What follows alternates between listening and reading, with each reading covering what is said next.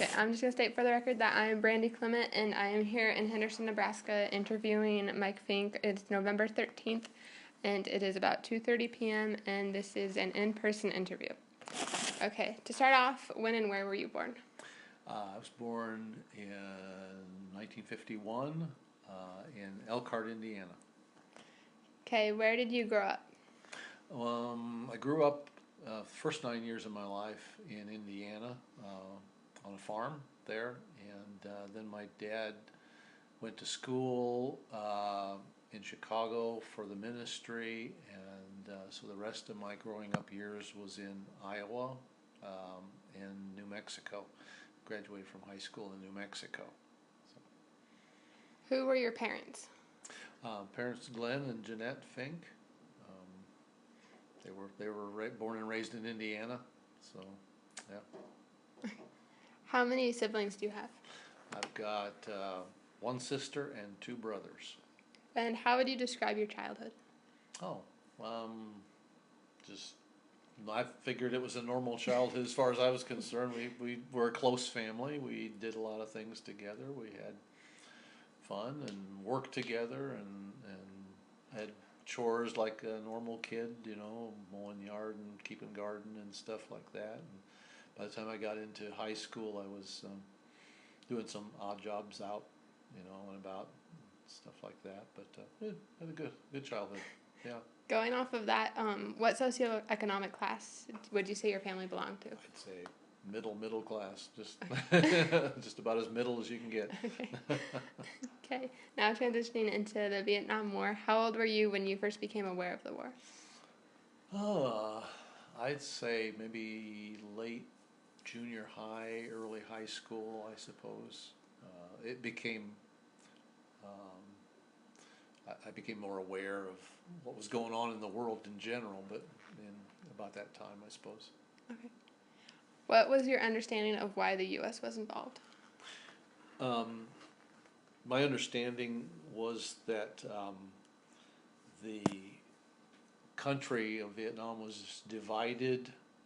It had been a colony under the French, divided because you had a communist government in the north trying to take over the more free government in the south, and that the U.S. intervened because South Vietnam was an ally, and we were there to try to prevent that from happening. That was my understanding.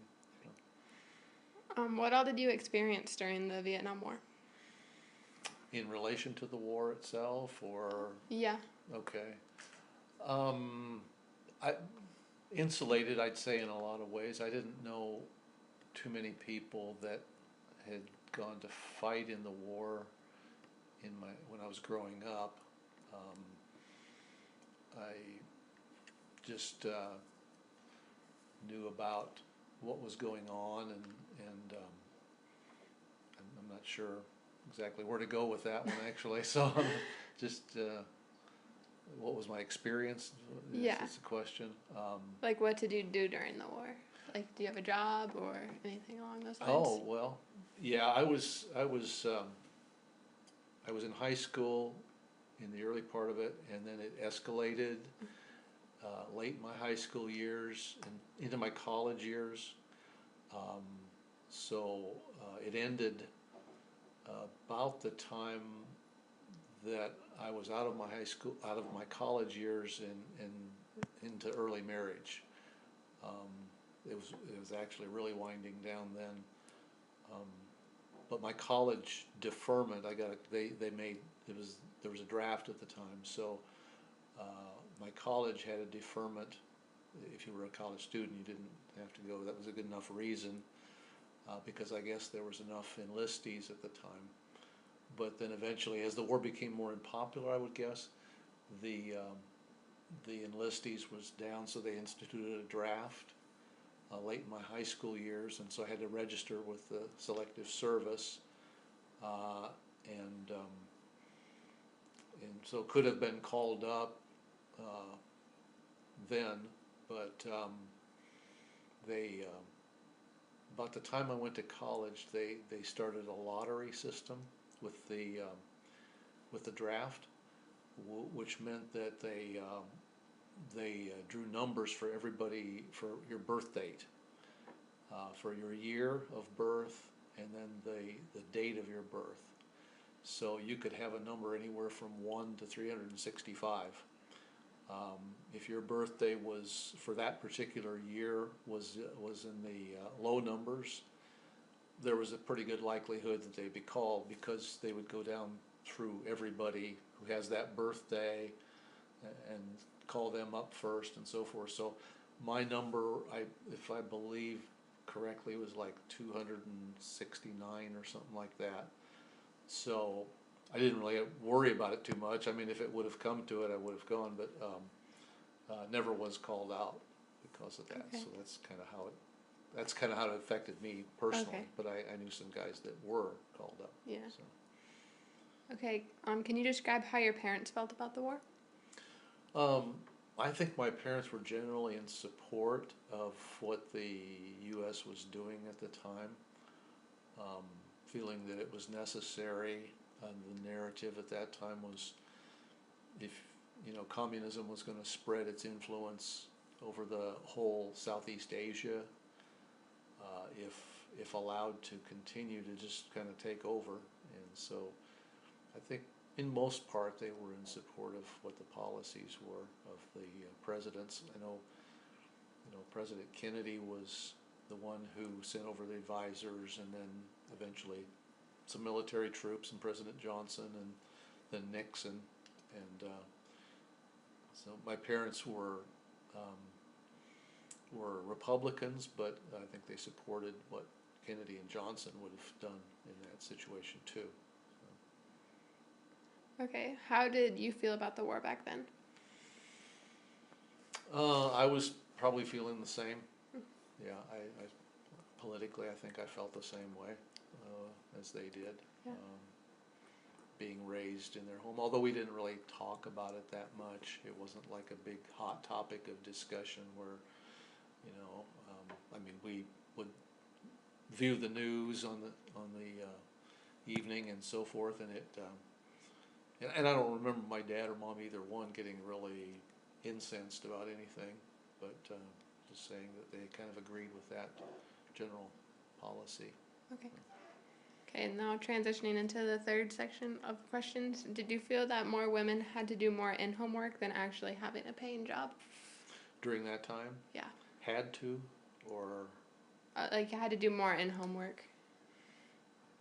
I suppose, I'm not sure. Okay. I'm not sure about that. I think more did.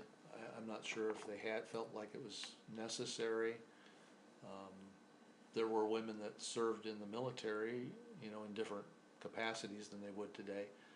But, there were others that would have jobs and go to those jobs, whether they were married or unmarried or whatever. So, Okay. yeah. Is there a particular story that someone has told you about a job someone had during the war? You mean in relation to the war? Yes. Or just, oh, okay. Trying to think. I don't think of any myself. I didn't have any particular people that I knew that were in the war.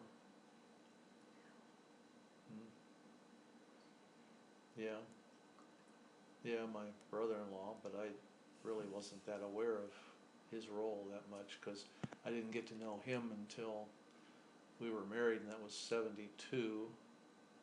And I knew that he had been in Vietnam, been in the war, but he didn't really talk about it with me much. Yeah, that's about it, as far as I know. Okay. How do you think soldiers were treated during the war? I think they were kind of marginalized in our country because of the unpopularity of the war itself in our society. I figured they were kind of, I don't want to say it, they were just doing their role. They were just serving their country. Um, and whether they believed in, what the policies of the government were or not, they were doing what they were called to do. And I think oftentimes they were associated with the policy or the government itself, fairly or unfairly. And I heard stories about how, they were treated poorly, spit upon, and when they come back, from Vietnam and in the airports, and just kind of ridiculed, and they felt sort of isolated from what the news stories that I knew. Not anybody personally that was treated. I've never known anybody personally who felt that way, but just that was what we had heard had gone on during that particular time. Okay. Do you think that they got the proper care while overseas? For the most part, I think they did. I think they were treated well. Talking to my brother-in-law, I think I don't hear him have any complaints about how he was treated there, by the military, or while he was in the service. They tried to supply what they needed, and give them enough to do the job that they needed to do while they were there. That's how I felt. So. Okay. How did you learn or receive information about the war? Mostly through TV news. Okay. Or newspaper. I think my dad would get the newspaper or TV news. Obviously, we didn't have the internet or anything like that back then, so we couldn't find anything out that way. But yeah, it was TV news. Major news. There was only 3 major news outlets at that time. The major news networks was only 3 of them: ABC, NBC, and CBS. So that was very limited. But that's it. Did that change your perspective of the war? Not really. I think the news reporting was, for the most part, fair back then and balanced. I think they presented both sides of the issues better at that time than I think we have news outlets now that are one way or the other, it seems, and so they're trying to sway you to their perspective. But back then, we had some journalists who were, I feel, fair. So they reported on the protests that went on. They reported on what was going on in Congress and the efforts to bring the war to an end, what the president was doing and not doing. Of course, you had commentators then too, who would come on, and some of them were biased to the what they called hawks at that point, the people that supported the war, and doves, which they would say would be the peace crowd that would want the war to end right now. But I thought the news coverage was pretty good. Okay, would you describe the atmosphere of what people were feeling during the war? The atmosphere where I grew up was pretty calm. Here in the Midwestern part of the country, I grew up in Iowa, in a small town, and so we didn't really sense a lot of the animosity or see any of the protest type of things going on that you would have seen in the big city. So I would say a little bit insulated in that way. But we had the news coverage that we were able to watch, and so we knew what was going on, and we formed our own opinions on the basis of that, or maybe because the middle of the country is a little more conservative or something, we were not affected as much, I guess, as some places. So that's how I felt anyway, growing up in Iowa. When we moved to New Mexico, we saw more of that. We lived in a larger town. At that point, I went to school with some kids that saw things differently than I did, or expressed things differently about the war than me.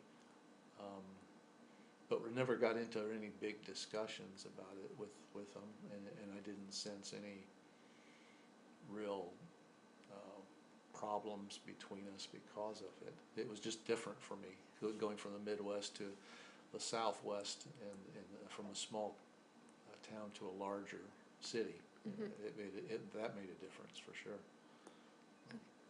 Okay, then transitioning to the last portion, Mm-hmm. how did you feel once the war ended? That's a good question. I think because of the way it ended, um, it was, I don't want to use the word frustrating. I don't remember being frustrated so much, but it was sad in a way, that I felt as though that we had abandoned the people that were depending upon us, and just sort of giving it over to the country to handle their own situation, which they were ill prepared to do. And just to see the scenes on TV of the the helicopter rescues from the top of the embassy and stuff like that, and some of the people outside the gates clamoring to want to be able to go along and stuff, and then the country then fell to the North Vietnamese government.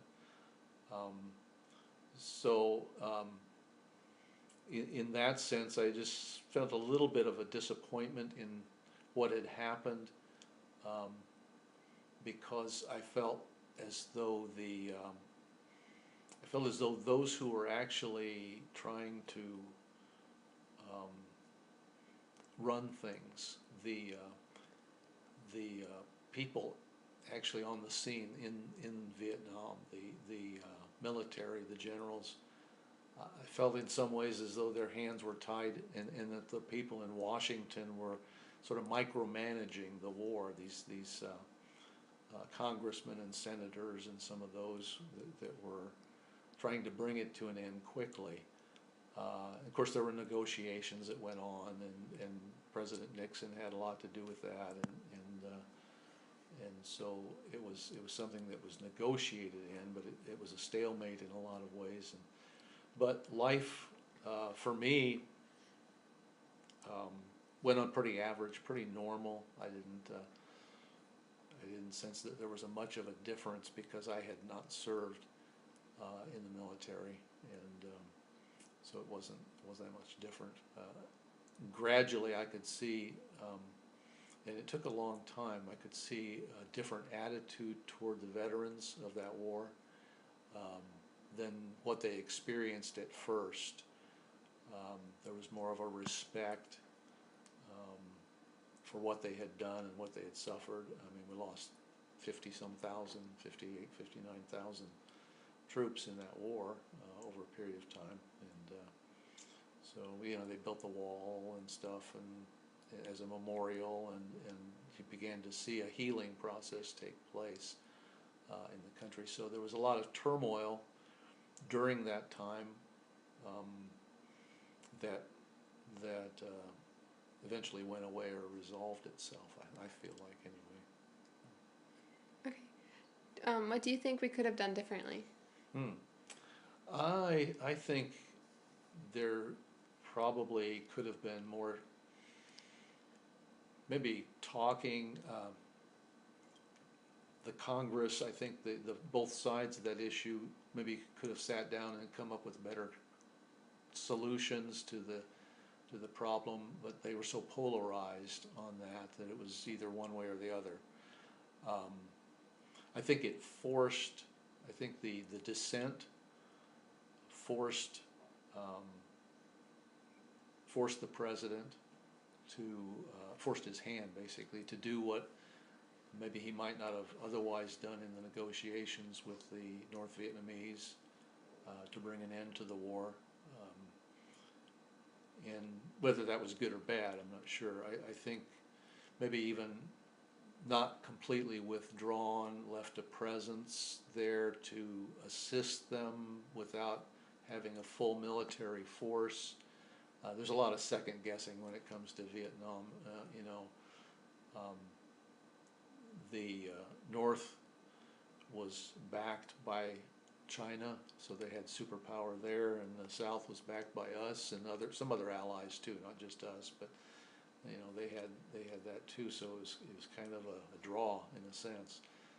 Um, but I think too, like I said, I think if the politicians had trusted the military to know what they were doing and given them a little bit more leeway into doing what they do best, not a free hand, obviously, because we have a government that is the checks and balances and so forth, and not to just do anything, but to show a little more force and to be able to do it. I think what would have resulted would have been sort of a North Korea, South Korea type of thing in the end. I don't, whether that would have been better or not, who knows, but it wouldn't have brought all those people in the South under the rule of a communist government, which restricted a lot of their freedoms, I felt.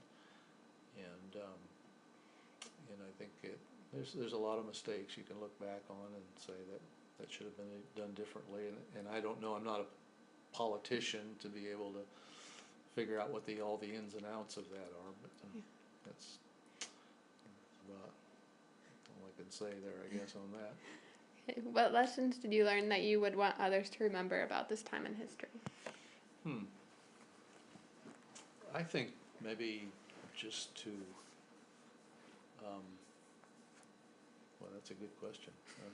Lessons that we're one country, that agree or disagree, we need to learn some ways to get along and to work things out, and in the end, the solution may not have everything that one side or the other wants, but that's what it's all about. And, getting together and saying what's best for our country, whether it was best to get enmeshed in something that we couldn't get ourselves out of is not a good thing. And I think our countries maybe learned that lesson in some ways, not to do the same kind of thing.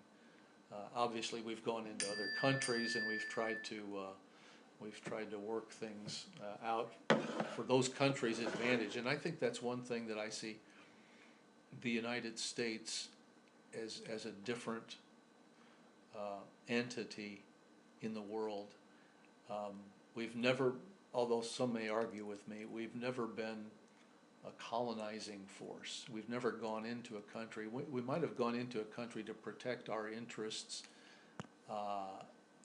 as far as some natural resources or things that would have benefited us too, oil or other things. But we've never occupied those countries as conquerors, as people that we just want to take over and rule their country. We want to allow them to rule their own country. A good example of that is Iraq, and I thought we were on the right track in Iraq. We had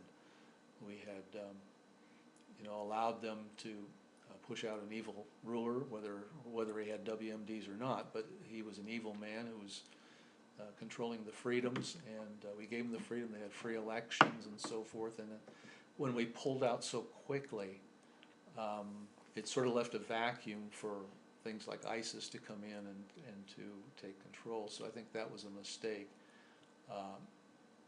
And I think maybe part of that is because of Vietnam. We didn't want to be there forever, and have a huge military force in Iraq forever and get meshed in that like Vietnam. But at the same time, I think we should have given them a little more support. So did we learn from Vietnam? I'm not sure. But at the same time, I think America is a good force for protecting freedoms, for giving people their rights, and that's why we do things militarily, not to savage and control and colonize a place and take over, 19th century colonization style, like the British Empire or some other countries in Europe did at that time. So that's a long answer to a short question, but this is kind of off the top of my head. That's how I would say. Have your views changed on the war, or have your views on the war changed over time? The war in Vietnam changed over time? Not really. I don't think so. I think pretty much how I felt then is how I feel now. Okay. That it was a just war. Were there mistakes made? Yes. Could it have been done differently? Absolutely. But I think in general that it was for a good cause. Didn't turn out well, but the purposes for it was right and just, I think. Okay, that's all I have. Oh, Okay, good. thank you You so bet. much. Thank you, Brandy.